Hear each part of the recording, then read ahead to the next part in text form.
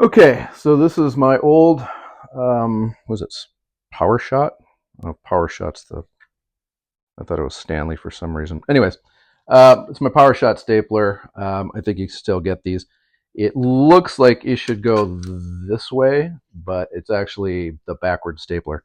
So you load one of these staplers, if you've never seen this before. The staples look like this. They come as a group. I don't know if that helps. They come as a group, so they're all stuck together. So let the stapler figure it out. Don't worry about it. So you put them in here. There's a rail. Let that slide in there. And then there's a kind of a plunger. There's a spring-loaded thing that goes on the track, and it just pushes the staples forward. There's a little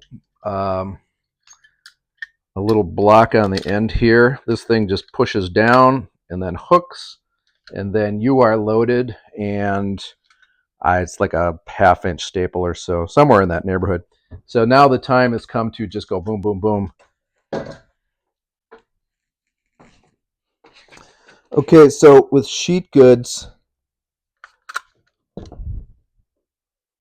got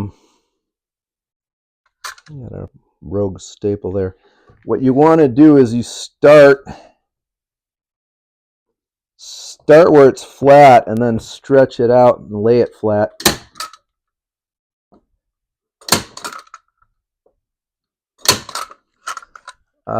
Where'd it go? There it is, my hammer. So they don't always drive perfectly, but they hammer great.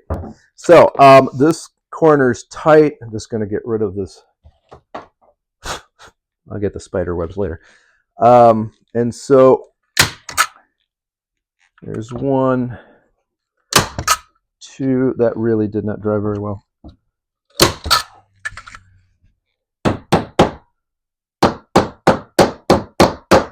But it can be fixed, like almost anything. So I'm not still in frame, but one more.